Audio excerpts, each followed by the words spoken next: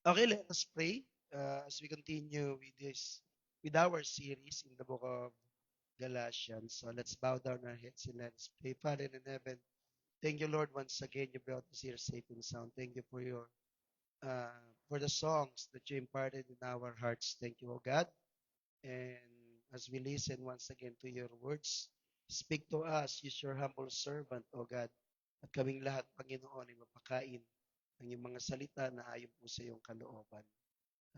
Dalayan ko, Lord, lahat ng puso, Panginoon, ibuksan niyo po, mga makikinig at pagpalain niyo po, Ama. Muli, aming kapun tinataas, nasambat na tinadakila.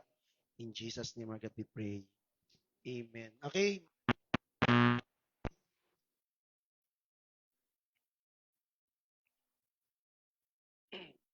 and syempre, we welcome yung ating kapatid, Sister Jane. Dumating po siya. Welcome back, Sister Jane.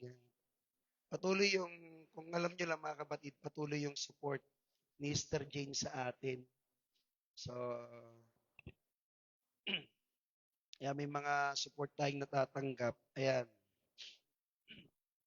Ginagamit natin yan sa gawain, mga kapatid. Minsan, yun ang babayad ng kuryente. Kasi naka-aircon tayo eh. Enjoy nyo lang. Siyempre, congratulate din natin si Brother Dave tsaka Sister Jonalyn. Graduate ng criminology itong dalawa. Di ba, Dave? Ano, sir? Parang nasanay sa pulis. Yes, sir. Hindi, totoo yun. Um, Isang karangalan ng magulang, mga kapatid, na makapagtapos. Siyempre, ang iglesia natutuwa din dahil itong mga kapatid natin ito talagang medyo mabigat yung kanila ring dinanas. Naalala ko pa itong batang ito eh. Ako nagbautismo dito doon pa sa swimming pool sa ano eh. Sa Casa Milan, di ba? Tandaan mo yon. Yun. Sa Casa Milan. So, sabay-sabay sila niyan nila amen. Madami sila ng mga kapatid. Ngayon, criminology graduate siya, magpupulis. So, pagpalain ka ng Lord, saan ka mandalin? May pulis tayo dito, si Brother Alvin. Um, Pwede makatulong sa iyo yon. Okay? Actually, mga kapatid, nahihirapan yung mata ko. Kasi nasundot ko to eh, nung salamin ko. Nung nasundot ko po siya, dumugo. Tapos yung dumugo, mga kapatid, ayan, namula na siya. Tapos punta ako ng doktor kanina. Sabi ng doktor sa akin, bungad na bungad nung nakita niya, okay lang yan. Walang sabi-sabi, tiningnan lang yung mata ko. Sabi niya, hindi, okay lang talaga yan. Ganun ba, Dok? Tapos, pinakita niya, ito ibig sabihin niya, ganyan, ganyan, ganyan, ganyan. So, may dugo lang yan, kailangan niya ma-wash out. Talagang dapat matanggal lang siya. Pero kung meron sugat o nana, doon, punta ka na sa ophthalmologist. Tapos, kung merong panlalabo o kaya, anong tawag dito, yung naapektuhan na talaga, infection, yon. Pero so far, sabi ko, wala naman. Ma okay pa naman yung paningin ko. Yun nga lang, syempre, may dugo siya sa loob. So, kaya pag titingnan niyo ako, namumula yung kaliwa ko. Kaliwa. Para ako zombie nito, mga kapatid eh.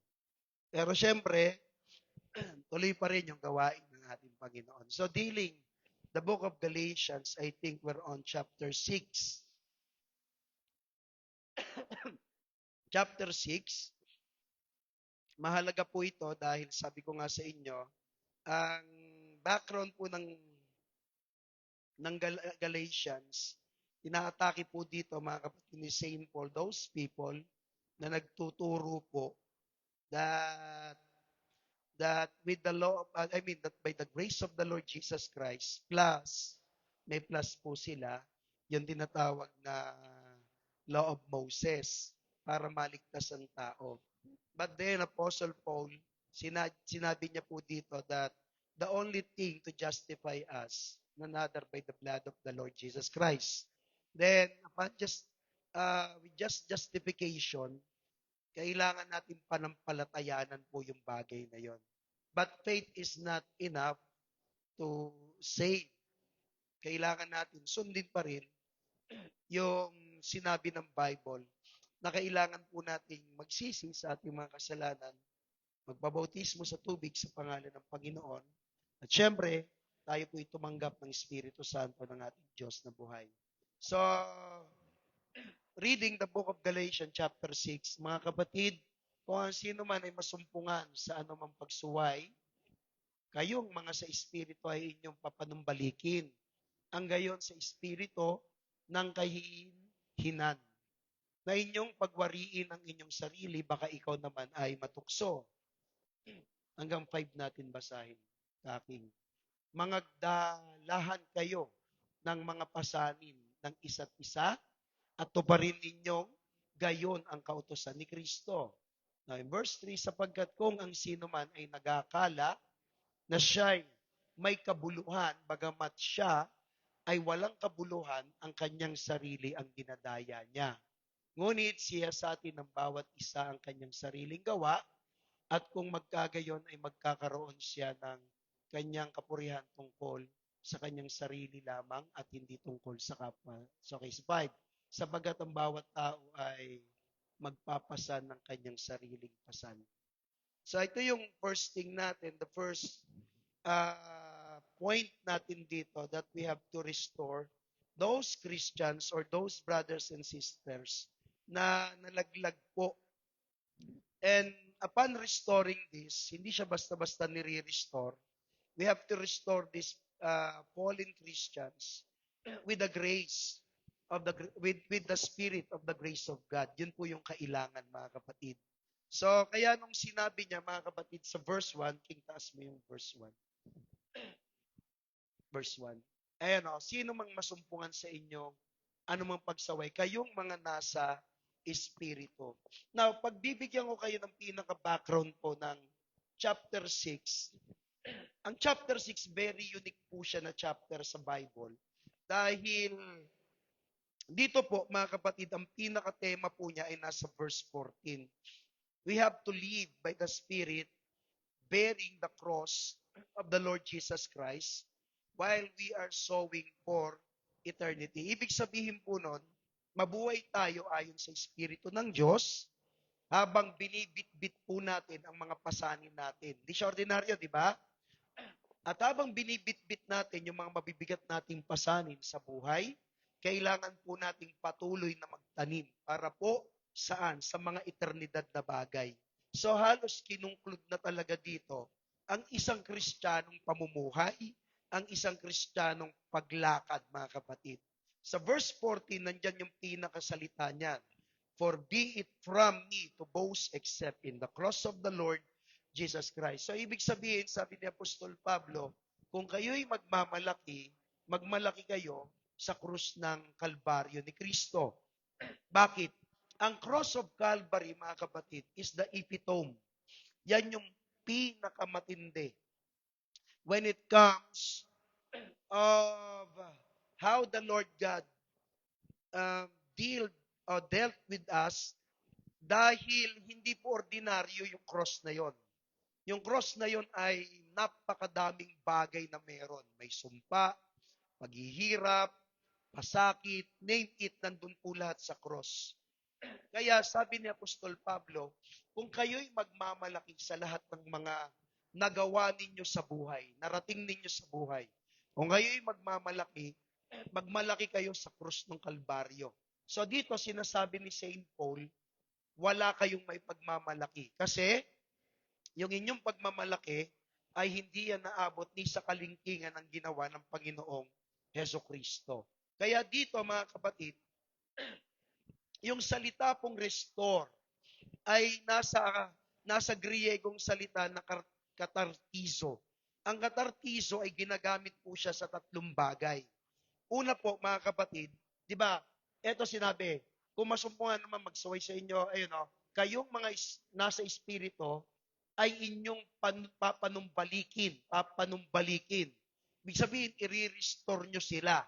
Sabi sa katartizo, yung Greek word na yon, setting a broken bone. May nawasak na buto, may nasira na buto, aayusin mo yon. So, hindi siya ordinaryo. It takes an effort, extra care. Kaya minsan, kahit sa panahon nila, di ba? Pag may nagkakagalit, may mga tao na Kristiyano na nag-aaway-away, very sensitive yung bagay na yun eh. In fact, pag hindi tayo maingat, sumasabog yun eh.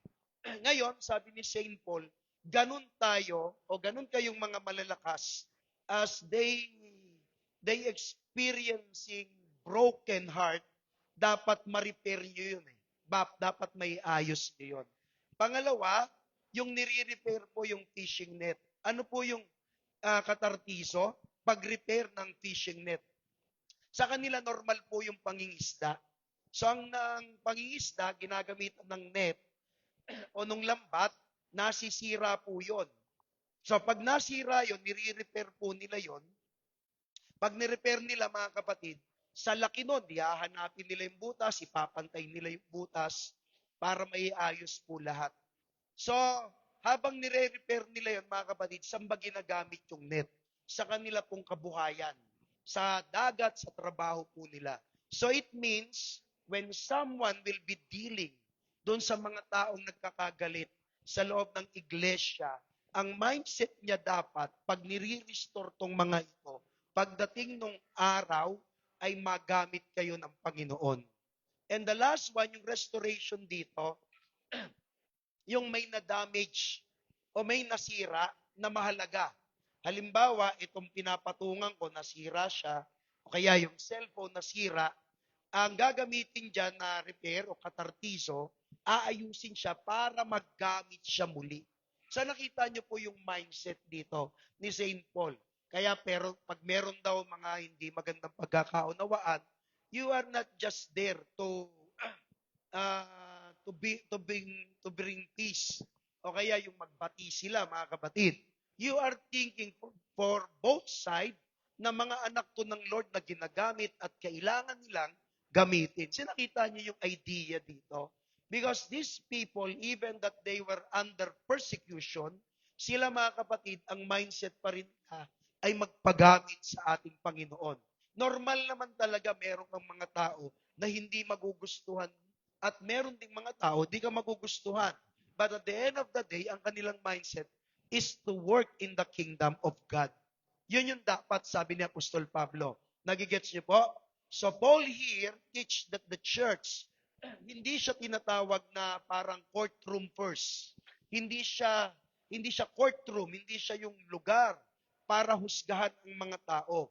Isa siyang lugar ng spiritual hospital. Nagigets niyo po? Ginagamot natin, parang broken bone. Gagamutin mo siya, nire-repair mo siya, inaayos mo siya. Ganun siya kahalaga, mga kapatid. Actually, we have parallel verses dyan sa Matthew chapter 18, verse 15 to 17, James chapter 5, verse 19 to 20, etc. Yan yung mga pagtuturo dyan ni Apostol Pablo. Bakit kanya, mga kapatid? Kasi tayong mga Kristiyano, tinawag tayo ng Diyos, hindi para i-expose ang mga sugat ng ating kapwa mananampalataya, kundi ating gamutin po sila. Amen? Hindi tayo narito para magturo, hindi tayo narito para mag-condemn, narito tayo para gamitin ng Diyos na tulungan silang makarecover, tulungan silang makapanumbalik, magamot po sila. Kaya nga church tinatawag yung hospital eh. So dahil spiritual tayo, spiritual hospital mga kapatid. Amen? Now another thing mga kapatid to reflect, di ba? When we go back to the Old Testament characters, napakadami po nila. Si David,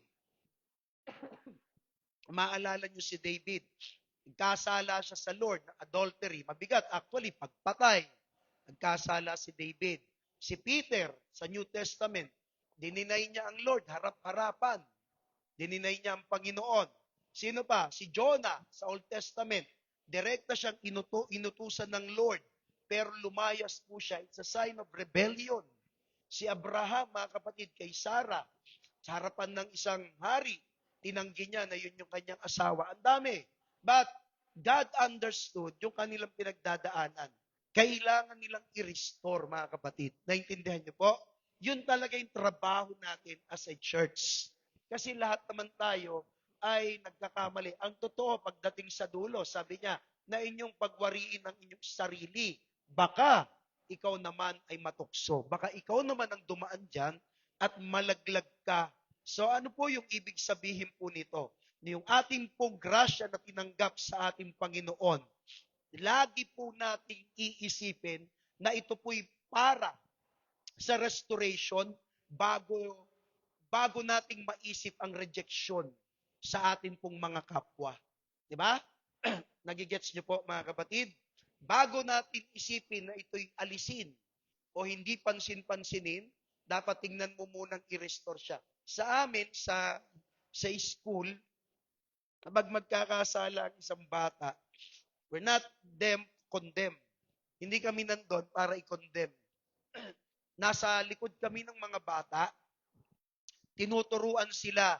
Kasi may mga kind of disciplinary action. Merong mga punitive, yung pinapunish mo sila. Meron naman yung restorative, yung nire-restore mo sila. Yun yung ginagawa natin. Kasi yan yung idea ng ating Panginoon, mga kapatid. God always give us a chance. Kailangan manumbalik tayo sa ating Panginoon. Eto, didiretsuhin ko kayo, mga kapatid, sa mga nangyayari sa paligid natin. Hindi na po biro yan. Diba? Pansinin niyo yung mga pangyayari. Mabigat ang mga dumaan. Last week, may mga nagpatayan sa loob may mga pinatay sa loob ng eskwelahan. Tapos, bago pa yon yung other week, may mga lindol naman nangyari. Sa ibang bansa, may nangyari. Kasi nakita niyo yung trending. Eto ngayong linggo, mga kapatid, ang mga tao, nagrarally sila laban sa korupsyon. Sa susunod na linggo, di na naman natin alam. Diba? Ako, hindi ko alam na masusundot yung mata ko. Talagang tusok siya, dumugo. Hindi ko alam kung ano pwedeng mangyari. Ewan ko kung ano yung plano ng Panginoon.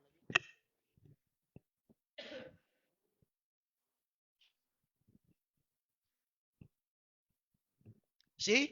Imagine ninyo mga kapatid. Alam nyo po, sa atin bilang mga Kristiyano, may dalawa kasi tayong problema minsan mga kapatid. When we apply this thing, minsan ini-ignore lang natin eh. Binabaliwala lang natin. Parang wala lang, okay lang. In fact, maraming mga Kristiyano, nagsisimba, nag-church, pero yung kanilang pride sa puso, yung kanilang disgusto sa kapwa, taon na po yung inaabot. Diba sabi ko nga sa inyo, buti pa yung LGBT, may Pride Month eh. Hindi ko sabing buti, pero yung pride mo, mga kapatid, taon na binibilang, di pa nawawala. Lagi mong sineselebrate. Huwag ganon. Dapat yung pride sa ano lang yan, sa sabon. Baka pumuti pa yung damit mo, di ba? The next thing, tayo bilang mga Kristiyano, imbis na tulungan natin ang mga nagkakasala, winawasak pa natin sila eh. Hindi po dapat ganon. Kundi, tayo po dapat ay magkumpronta sa kanila ng comfort na mayroon pong katotohanan at i-restore po sila na mayroon pong pag-ibig. Tandaan nyo yan ha? I-comfort natin sila na mayroong katotohanan at i-restore po natin sila na mayroong pag-ibig. Sa verse 2, Kuya King, ito yung isa sa maganda. Bear one another's burden. Magagdalahan kayo ng mga pasanin ng isa't isa at tuparin din yung gayon ang kautusan ni Kristo. Magdalahan. So yung bear one another's burdens, napaka-interesante nito mga kapatid kasi hindi siya simpleng bagay. Para bagang ang mindset natin dito, ang bigat na nga ng dinadala ko, bubuhat pa ako sa kanya. Hindi ganon mga kapatid. Ang pinaka-idea po nito, pagbabanggitin at pagbabasahin mo siya sa original Greek, ang burdens dito, nakalagay siya, naka-translate siya mula sa salitang baros. B-A-R-O-S. Ibig sabihin po nun, heavy, crushing weights, impossible to carry alone. Meron ang isang tao o isang Kristiyano na napakabigat ng kanyang dinadala. Okay?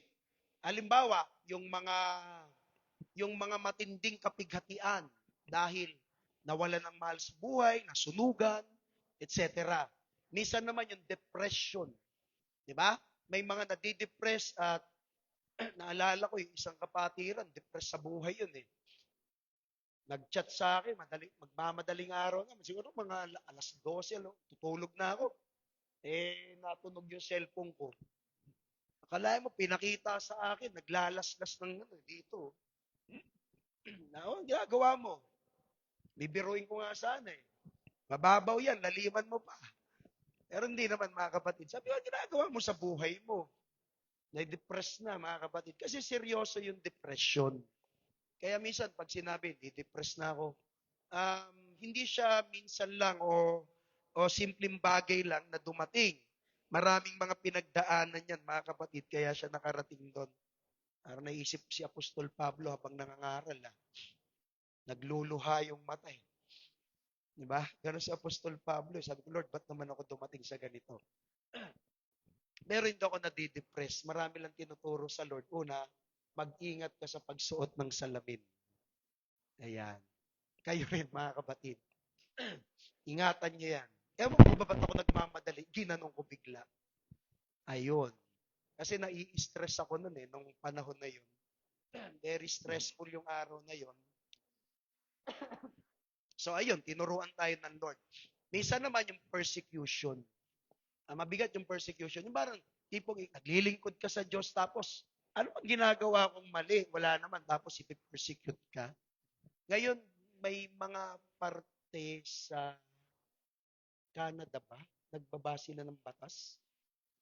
May bansa ngayon mga kapatid na hinuhuli kapag ikaw ay magsasalita ng Word of God.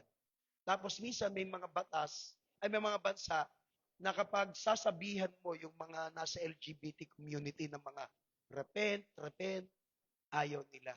Pero ang galing ng isang taga-England na nangangaral kasi sinasaway siya. Doon siya mismo sa may palasyo, malapit. So may mga doon, mga chinesheran siya. May pulis na dumating sa kanya at huhulihin siya. Alam niyo yung katuwiran niya? Sabi niya, ang nagsabi sa akin nito si King James, ang hari natin. Si King James the First kasi ang hari ng Inglaterra. The first, siya yung una. Ayan o, King James. Yun yung defense niya eh. Kaya ba't mo ko pagbabawalan? Ito yung una natin, ito yung hari natin eh. Nasabi ipangaral ang word of God. Talino rin ng isang taong yun eh. Tama nga naman. Pero, nakakalungkot isipin yun mga kapatid na even in our time na we are just preaching the word of God. Telling the truth. Ikaw pa yung ibabash. Samantalang daming mga tao, mga kapatid, naliligaw, nalunod sa kasalanan. They were just enjoying sins. Diba? Although hindi naman tayo nandun para i-condemn sila, but to give hopes. Kasi malapit na talagang babalik ang Panginoon, mga kapatid. Sicknesses. Kaya gaya niyan. Tapos, minsan, yung mga sakit natin na hindi mo na maintindihan. Tsaka yung mga tukso na mahirap iwasan. So, ito yung mga pagkakataon, mga kapatid, na sinasabi ni Apostol Pablo na napakabigat ng pasanin. I'm not just saying, yung tukso ay sa opposite mong sex. Hindi. Minsan may tukso sa pera. Mahirap yung sa pera, mga kapatid. Minsan may tukso sa relasyon, may tukso sa trabaho. Naalala niyo yung church ng compromise church, katira? Makukompromise ka talaga eh. Lalo na pag nandun ka, nakaikot saan? Sa circle na yon, hindi malayo, mga kapatid. Okay? Now, the next thing, ang gusto ng Panginoon, that every believer ay maging responsable po tayo. Ang gusto ni Saint Paul sa kanyang aral po dito, na yung burden na pinapasan po natin ay lagay mo nga doon sa verse 5, King. Yung load na salita. Ayan o.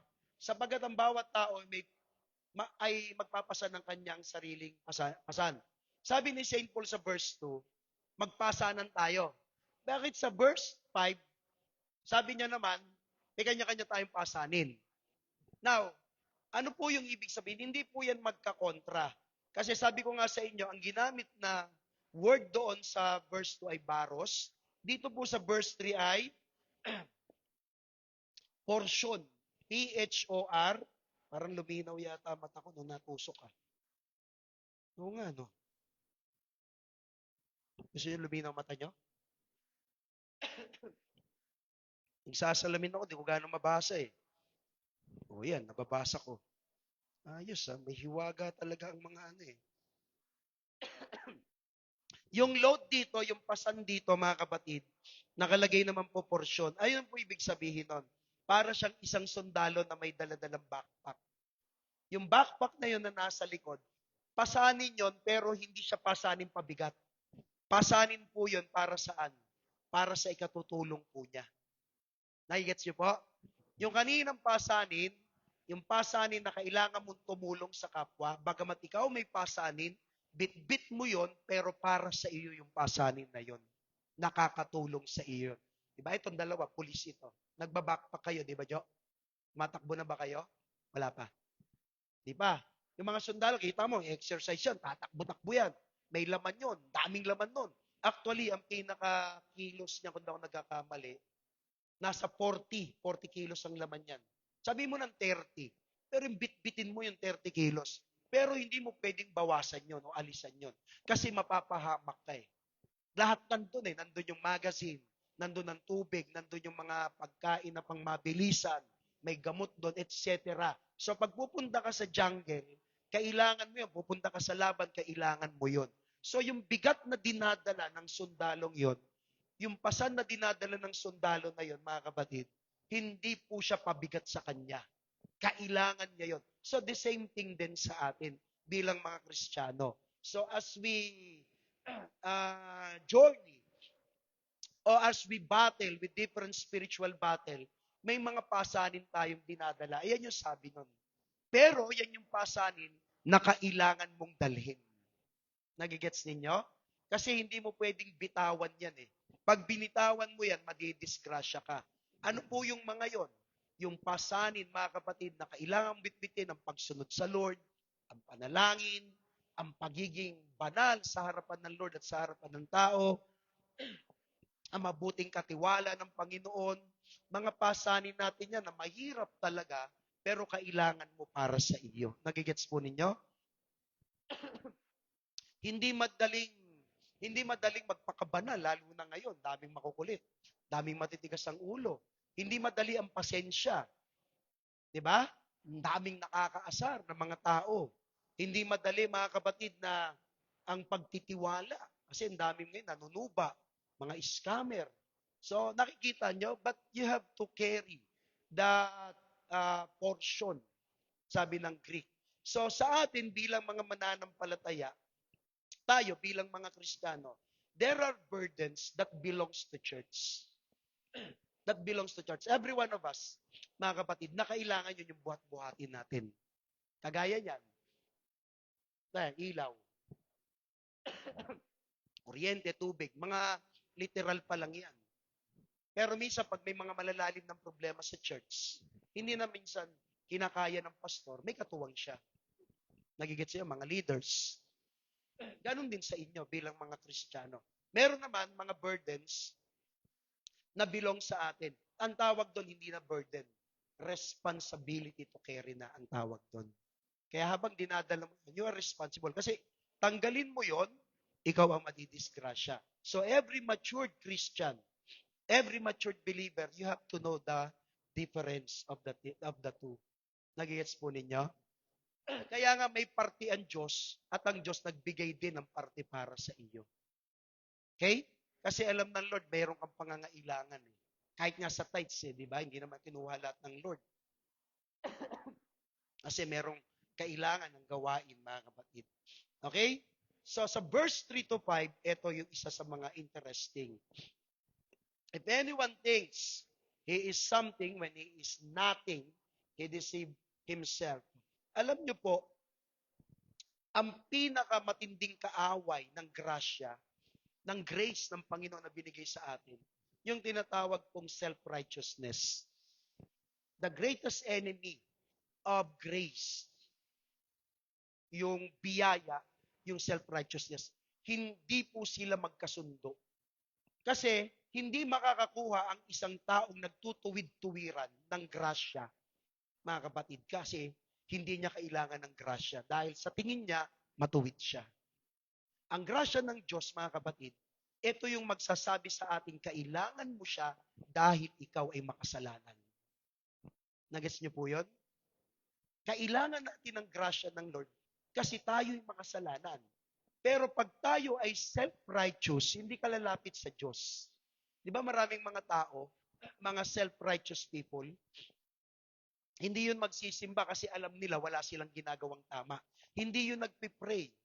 Pero may bisyo sila. Kaya lang ang katuwiran nila, mga kapatid, ganito. Ang bisyo ko naman ay hindi nakakasira sa kapwa ko. Kaya okay lang yun. May ganun ako mga nakilala, mga kapatid.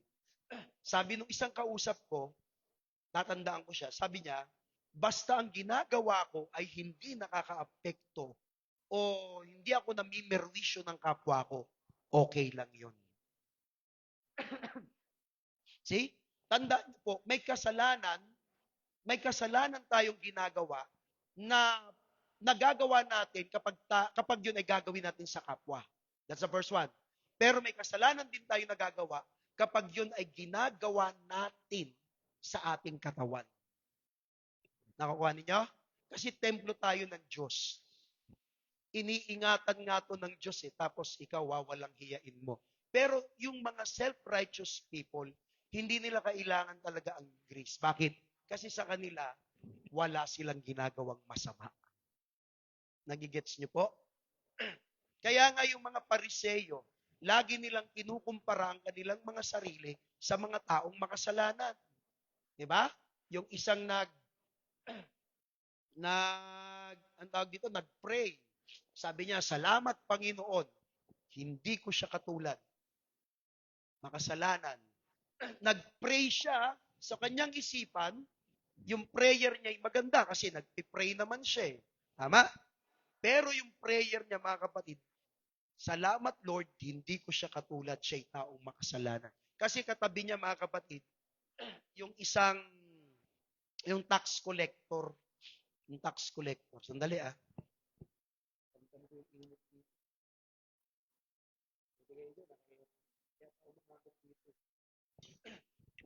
Tama na. Ha? Nag-electric pan.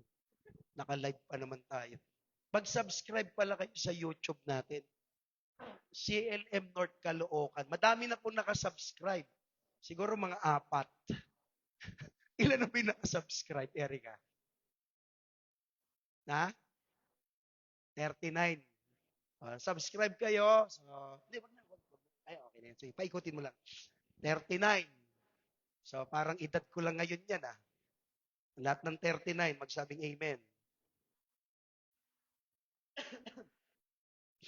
Encourage natin, malay nyo naman, tapos i-share nyo. Malay nyo, may makarating na salita ng Diyos dun sa mga tao, mga kapatid, na gusto na nilang wakasan ng buhay, tapos narinig ang word of God. Di nakatulong pa tayo sa kanila. So, yung mga pariseyo, kinukumpara nila yung kanilang sarili sa kapwa nila ng mga makasalanan.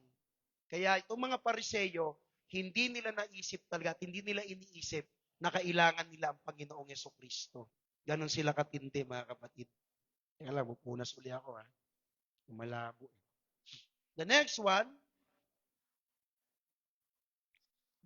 mga kapatid, pag titignan po natin, when the Lord Jesus Christ compared yung tinatawag ng yung God's holiness, doon sila natauhan lahat Alam niyo yung istorya ng Lord. Sabi ng Panginoon, 'di ba, doon sa sa kanyang sa kanyang Sermon on the Mount, marami siyang mga aral doon. Tapos marami siyang mga general. Ang sabi ng Panginoon sa isang banda, anong sinasabi ng kautusan? Kapag mambabae na hulihan mong nangangalunya, pwede mo silang batuhin. Sabi ng Lord, sino sa inyo ang walang kasalanan, siya unang bumato. Nakita nyo? Yung taas ng antas ng kabanalan, sablay lahat kasi makasalanan. Sabi ng Lord, it was said in the past, in the old, na kapag ang isang tao ay magkasala ng adultery, kailangan merong gagawin talaga silang sexual na gawain. Sabi ng Panginoon, ngayon hindi. Pagtitingnan mo lang yung babae, mga kapatid, na merong marumi sa iyong pag-iisip, nagkasala ka na ng ganon. Sa babae pag sa bakla kayo titingin, hindi ko lang alam kasi hindi pa yung nakasulat. May mga bakla ngayon, mukhang babae na eh. Pero ganun pa man, ang point doon, ito, yung dumi ng isip ng tao. Kaya nakita nyo yung tindi ng kabanalan ngayon. Hindi yan pinalitan ng Lord, kundi iminulat niya ang tao na ito talaga ang aral at turo sa salita ng ating Panginoon. See? Gaya ng sabi ko sa inyo kanina, yung tax collector, ito yung mga tao. See? Pero, sino yung pinagpala ng Lord? Sino yung blines ng Lord? Yung lumapit po sa Kanya na makasalanan. At sinabi niya, Panginoon, patawarin niyo po ako. Kesa doon sa lumapit sa Kanya na nagmamalaki na siya'y malinis at yung Kanyang kasama o Kanyang katabi, sinasabihan niyang makasalanan. Yun yung medyo mabigat. So from this teaching mula chapter 6 verse 1 to 5, makikita nyo na kagad mga kapatid yung halaga at ganda that every one of us called by the Lord Jesus Christ to restore the fallen brothers and sisters in the spirit of grace. Yung mga nahulog, yung mga nalaglag talaga mga kapatid. So, tinawag tayo doon ng Lord. Now, another thing, sa verse 6, muna tayo sa verse 6, God, while we are doing this ministry, God also encouraging us to invest in our spiritual growth, to invest. Di ba, kahit naman ang pagtatanim, hindi porkit na ilagay mo na yung punla o yung buto, hahayaan mo na. Hindi. Ang gagawin mo doon, didiligan mo siya, dadamuhan mo yung paligid para hindi, kasi may trabaho kang ginagawa. Kasi importante sa mga magsasaka, yung kanilang tinatanim. So, that's what we've called investment for their plants. Ngayon, tayo bilang mga Kristiyano, dapat sa ating pagiging Kristiyano, nag-i-invest din tayo ng paglago. Nagigets niyo? Halimbawa, ganyan ka ngayon, dapat 3 years from now, hindi ka na lang ganyan. Ang problema, ganyan ka na ngayon, lumala ka pa after 5 years. Yun yung malupit. Diba? Wag. Mag-i-invest ka. Magbabasa ka, mag-aaral ka, matututo ka, at gagamitin mo yon sa kaharian ng Diyos. Kasi sabi ni Apostol Pedro, di ba? But grow in the grace and in the knowledge of the Lord Jesus Christ. Yun talaga ang goal natin eh. Kasi ang Lord, interesado rin siya doon sa mga Kristiyano nagpapalago. Kaya nga yung iba, minsan sabi, discipleship. Hindi. Talagang kailangan natin mag-discipleship dahil yun yung ikalalago mo. Ako nga, matanda na ako sa pananampalataya eh. Dami ko pang hindi alam. Kailangan ko minsan manood ng mga short clips sa YouTube na nagtuturo. Minsan, nakikinig ako ng, amen, alam, amen. Bago ako matulog, di ba nakikinig ako minsan ng mga preaching. Tinatabi ko yung cellphone ko, nakikinig ako ng preaching. Hanggang sa katulugan ko na yon mga kapatid. Ay, sobra na pala. Minsan, di pa ako nakakatulog. Nakikinig ako ng nakikinig. Kasi ano rin naman yung sasabihin ko kung hindi ako mag-aaral. Ngayon nga, mag-aaral uli ako, mga kapatid. Kailangan ko mag-aaral na mag-aaral para lalo tayo nang lumago. Hindi po madali yon. May presyo yon. Oras, pera.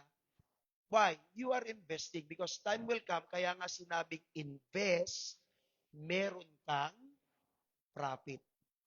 Nakuha nyo? Alam niyo yung profit? Diba? Prophet Elijah, prophet, prophet Isaiah, yan yung prophet. Ibig sabihin, meron kang kukunin pagdating ng araw. Di ba mas masarap yung ganon? Mga investor, nag-i-invest sila pagdating ng araw, naging big time na yung pera, hayahay na lang yung buhay nila. Kabig na lang ng kabig. Okay? Now, in the spiritual or historical insight nitong pag-aaralan natin kasunod, yung early church kasi, tandaan nyo lagi, wala naman talaga silang literal na building. Normally, nag-gather yan sa mga bahay-bahay. Minsan naman, um, ilalim ng puno o kaya mga masusukal. Depende sa situation eh. Kung mga persecution time, tago talaga sila. Kaya nga naalala niyo yung isda, sign yan ng mga Kristiyano eh. Iktos yan sa Greek eh. Kalahati ng isda, ano yan eh, hahatiin.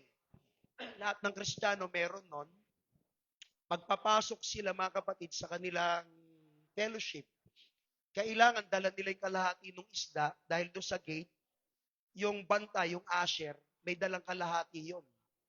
Ibo-bolt in nila yon pagtatagpuin. Yes, kailangan eksakto yon. Ang nakakaalam lang nun, yung mga Kristiyano. Kasi pag wala ka nun, ibig sabihin, kalaban ka, kaaway ka.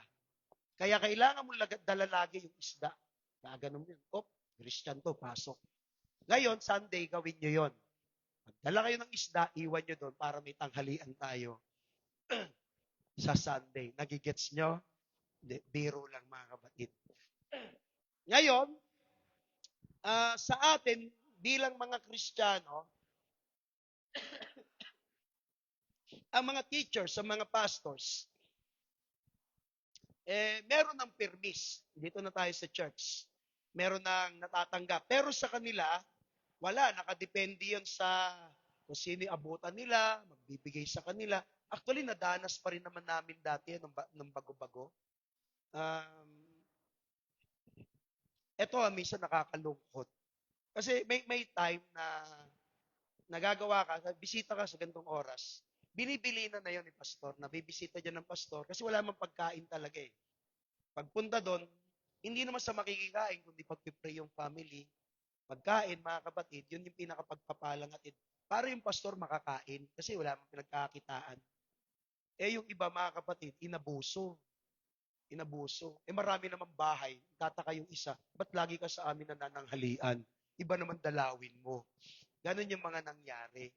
Pero, sa kanilang panahon, nakatoka po yun. Sa atin din naman, hindi ko na pinagagawa. Pero tayo, bilang mga Kristiyano, mga kapatid, purihin ang ating Panginoon. Dahil kapag meron tayong ganung puso sa mga manggagawa, tandaan ninyo, ang kapalit niyan matinding pagpapala. Naalala ko si Sister Jane, hapon tangali, natawag nila kami sa kanila, ang daming mga pagkain doon. Ang balik naman nun, mga kapatid, sa kanila, yung blessing ng ating Panginoon. We will know. Pagdating nung araw, blines sila ng bahay at lupa, nakatapos na yung mga anak, di ba? May mga kapalit yun na hindi mo alam because you're investing. Di ba? Sabi nga ng preacher natin last Wednesday, kung mag invest kayo dun sa matabang lupa, ang Bible, isa lang yung matabang lupa, mga kapatid, yung kanyang manggagawa.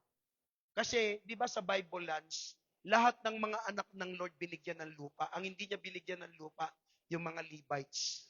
Yung Levites, mga kapatid, walang lupa yun. Dumidepende lang yun sa ibibigay. Ngayon, yung ibinibigay ng mga taong ito, nung 11 tribes sa kanila, depende yun, mga kapatid, sa prayer o sa tinatawag na pagbasbas sa kanila para sila'y pagpalain. Diba? Kasi wala talagang walang trabaho yung Levites eh. Templo lang yun, mag-aayos, lahat. Napakahirap nun, mga kapatid. Kasi nakatatak sa kanila na hindi ka pwede magkasala, kailangan malinis ka palagi. Tao rin yung mga yun. Doon lang, mabigat na yun eh. Yung tipong kahit gusto mong lumayas o umalis sa calling mo, wala kang magawa. Gusto mo magtrabaho, wala kang magawa. See? Kaya ngayon, sa setup natin, tayo, ako, may trabaho ako, mga kapatid, may mga bagay ako hindi na nagagawa sa pastoral. Ibig sabihin yung mga dapat, mga duties ng isang pastor, bawa magbisita. Minsan nahirapan na akong gawin yon. Although dati nagagawa natin yon. Pero ngayon, hindi ko na talaga magawa kasi papasok ka umaga, uwi ka ng gabi o hapon, hindi mo na maasikaso. So sa ibang paraan ko na lang ginagawa. Pero kung ako'y magpo-full time, mga kapatid, baka magawa ko uli yung mga bagay na yon. Second factor, syempre yung mga pastors, hindi naman yan bumabata. Sa edad kong 34, mga kapatid, medyo mabigat na rin yung nararamdaman mo minsan. Alala ko si Pastor Dom, di ba, hindi naman siya na mild stroke. Parang mild stroke. Yung dila niya, nahirapan. Gusto niyang gumawa. Ilan lang edad nun? 50 something lang yun. 52 lang yata yun. 53. Ganun lang edad niya, pero na mild stroke siya. Si Pastor Benji, na ano na sa puso yun. Na mild stroke din siya dati sa puso. Pero tuloy pa rin. Ganun talaga. Kailangan natin gumawa sa Panginoon. Ang point natin dito, mga kapatid, sa anumang mga dahilan o paraan, sa anumat mga paraan, mga kapatid, gumawa tayo sa ating Panginoon. Lagi tayong magpalago sa ating Panginoong Diyos na buhay. Basahin nga natin yung verse 6. Datapwat ang tinuturuan sa aral ng Diyos ay makidamay doon sa nagtuturo sa lahat ng mga bagay na mabuti. Galing, no? Makidamay doon sa nagtuturo sa lahat ng mga bagay na mabuti. Yung mga tinuturuan. Yan kasi yung in return nyo sa mga nagtuturo. Diba? Ito si King, yan, kagaya niyan. Binigyan niya ako ng tubig.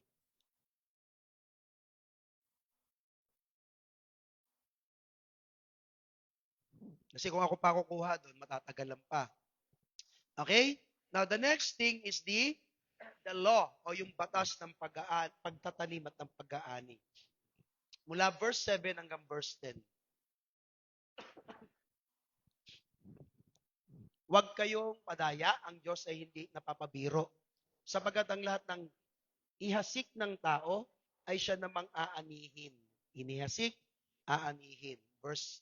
Sapagat ang nagasik ng kanyang sariling laman, sa kanyang sariling laman, ay sa laman mag-aani ng kasiraan. Datapwat ang nagasik ng Espiritu, ay sa Espiritu mag-aani ng buhay na walang hanggan. Hanggan tayo, Kuya King. At huwag kayong mapagod sa paggawa ng mabuti, sapagkat sa kapanahunan ay magsisipag-ani tayo kung hindi tayo mga hihimagod. Next. Kaya nga, samantalang tayo'y may pagkakataon, galing ay magsigawa tayo ng mabuti sa lahat na at lalong-lalo na sa mga kasambahay sa pananampalataya. So, there are 4 laws dito sa harvest na ito, mga kapatid.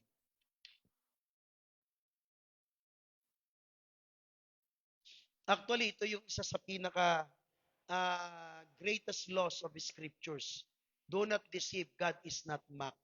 Kung ano tinanim mo, aanihin mo. You will reap what you sow.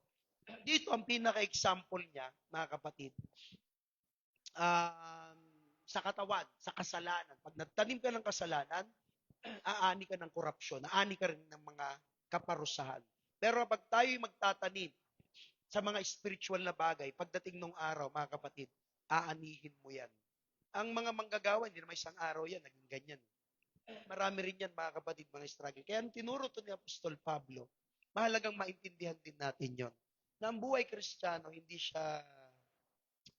siya cloud9, naglalakad ka sa cloud9. Hindi siya madali. Kaya huwag kayo magsasabi na, oy, mag-Kristiyano ka, madali lang maging Kristiyano. Madaling tanggapin si Lord. Pero yung presyo nun na ibibigay sa iyo, yun yung medyo mahirap, mga kapatid. Kaya nga, may mga nalalaglag dahil hindi kaya yung presyo. Minsan, kailangan mo ng pananampalataya na ang Diyos ang iyong provider. Kasi, may times talaga sa buhay natin, masisiro ka Tapos magtatanong ka, Lord, nasa ng pangako mong financial na pagpapala? See? Mabigat yun. Minsan naman, sakit. Ako nagtanong, Lord, ba't ko ba natusok ito? Nahirapan tuloy ako, Panginoon. Hindi ko alam kung bakit, mga kapatid. Pero kailangan, kung ang tawag dito, kailangan kong tanggapin na yan ay bagay na nangyari po sa akin. Now, tayong mga Kristiyano, lagi niyong tatandaan, ang pinakamainam po sa atin, mabuting bagay lagi. Ang itanim natin, kahit pa ito, ay hindi mo pa nakikita ang bunga. Tandaan niyo po, mga kapatid, ang mga bunga na madaling nakuha o madaling tumubo, hindi parang hilaw siya kumbaga. Pero pag ang mga bunga ay pinagdaanan niya ang panahon, yun yung masarap kainin, mga kapatid. Ganon din sa mga puno. Ang mga puno, pag tinanim mo, Dahil puno siya, it takes time. Pero kapag yan ay mga damo-damo lang, kahit hindi mo nga tinanim, andyan na kagad yan. Pero ang pagkakaiba nun, yung damo, bukas makalawa, wala na. Yung puno, mga kapatid, kahit na anong pinagdadaanan, tumataas ng tumataas, lumalaki ng lumalaki siya. Nakita niyo po yun? Ito yung sinasabi ni Saint Paul. Ang kasalanan, may enjoy mo yan. Pero ilang minuto lang yan eh. 15 minuto, matagal na. 1 oras, matagal na. May enjoy mo yun. Pero yung kapalit niyan, kita nyo yung namarel? Na-enjoy nila yon yung mga batang yun. Ngayon, sisisi sila. Yung isang pulis na lasing, nakita nyo sa video, sino nakapanood? Nakapanood? Di ba yung tinutukan niya ng baril, yung ano? Eh di ba sa Facebook, papakita yung ano, tapos a few moments later, di ba?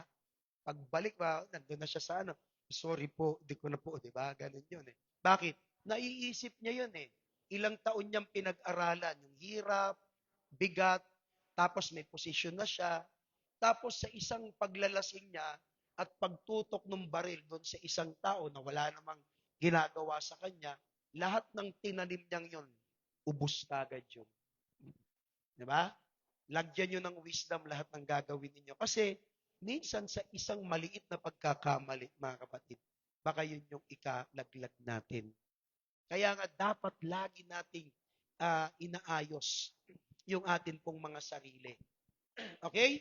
So ang mga farmers daw, hindi sila umaani o nag-aani kagad na mabilisan. Ganon din daw ang ating Panginoon. Ang judgment ng Lord, it takes time. Ang blessing ng Lord also, it takes time. Naalala ko, mga kapatid, yung Amalek. Alam niyo ba yung kwento ng mga Amalekites? Mga Amalekites. Binigyan niya ng, sila kasi yung ano, yung mga pinapatay ng Panginoon kay King Saul. Ang hari doon, natatandaan ko si Agag eh. Sinave niya si Agag. Sabi ni Saint Paul. Sabi ng Bible. Di ba sabi ni Samuel, ano ko naririnig kong mga iyak ng tupa na to ng mga kambing, mga hayop. Tapos nakita niya, sinave niya yung hari. So, to make the story short, hindi ko naman ikikwento ng lubusan kasi dadaang sa linggo, yan talaga yun eh. Isasabay ko siya. Pero bigyan ko kayo ng pinaka-bird's eye view nito. Yung taong yun, mga kapatid, yung taong yun, paglipas, if I'm not mistaken, mga 400 to 500 years, kung ako nagkakamali, lumabas si Haman sa kanya. Si Haman. Si Haman, nasa lineage yun ng haring yun. Sino si Haman? Siya yung gustong patayin lahat ng mga Hudyo sa panahon ni Esther. Kaya pag iti-trace back mo, doon mo mauunawaan, kaya pala pinapapatay sila ng Diyos. Pero yung 400 or 500 years, binigyan sila ng Diyos ng pagkakataong magsisi, pero di nila ginawa. Actually, ang mga Amalekites, isa yan. Yan yung isa sa pinukosan ng Lord, mga kapatid, na anong tawag dito? Na talagang brinant sila, matinding kaaway. Alam niyo kung sino ang mga Amalekites o kung saan galing lahi? Galing siya sa lahi ni Iso. Si Iso, kapatid yan ni Jacob. Si Iso, dyan lahi yung Edomites, dyan sila galing, mga kapatid. Ang bigat no, ang dami no, nagkakasalusalungat. So mamaya iti-trace natin, Sunday iti-trace natin yan, check natin, mga kapatid, na itong mga bagay na ito ay matagal nang tinanim. Pero yung judgment, mga kapatid, ganun. Si David, akala niya, ganun-ganun lang yung ginawa niya. When you study the life of David, akala niya okay lang. Nung inagaw niya yung asawa, nung inagaw niya si Bathsheba doon sa kay Uriah, pinatay si Uriah, akala niya nakalusot na yun. Hindi. Kinuha niya yung babae, yung asawa niya, Pero nung siya'y umani, mga kapatid, ang tindi nung ani na ginawa. Una, namatay yung anak nila ni Bathsheba. Pero hindi doon natapos kasi hindi siya nagsisi. Lumipas pa ang ilang mga taon, ano nangyari mga kapatid? Yung pamilya niya naging magulo. Si Absalom, yung kanyang anak, gustong kunin yung trono, mga kapatid. Yung kanyang trono at gusto siya yung maghari saan? Sa Israel. Imagine niyo ngayon itong malupit na dumating. Yung isang asawa ni David, ginahasa yon o pinagsamantalahan yon ni Absalom doon sa tuktok. Nasaan si David nung kanya pong sinisipat si Gulayat, si Bathsheba? Nandun siya sa tuktok. Nakita nyo? Hindi siya simpleng issue eh. Tinatanaw niya si Bathsheba pero nandun siya sa tuktok. Kinuha niya yung babae, mga kapatid, sa kanyang isipan, nandun siya sa taas. Ginawa sa kanya nung anak niya, mga kapatid, doon din sa taas. Ito yung twisting doon. Sino nagturo kay Absalom na gawin yun? Sino nagturo? Si Ahitopel. Si Ahitopel, kung di ako nagkakamali, lolo o tsuhin. Hindi ko matandaan kamag-anak po yan ni Bathsheba. Grabe Grabe. Pero naging parang secretary general yan ni David. Pero hindi niya alam itong mga taong ito. Anak niya, kasama niya sa battle, sila ang gagawin. See, nakikita nyo? Kaya yung judgment ng Lord mabigat. Kaya pag may time pa na magsisi, lapit tayo sa Panginoon, mga kapatid. May time pa, may oras pa, balik tayo sa Lord. Kasi, hindi naman sa dinidelay ng Lord ang judgment, kundi mga kapatid, binibigyan tayo ng pagkakataon ng Panginoon makalapit at wag natin i-ignore ang kasalanan. Amen? Dito lang muna natin tapusin. Makatilala muna ngayon. Bagay, oras na rin, mga kapatid. So, salamat sa Lord. Tayo, mga kapatid.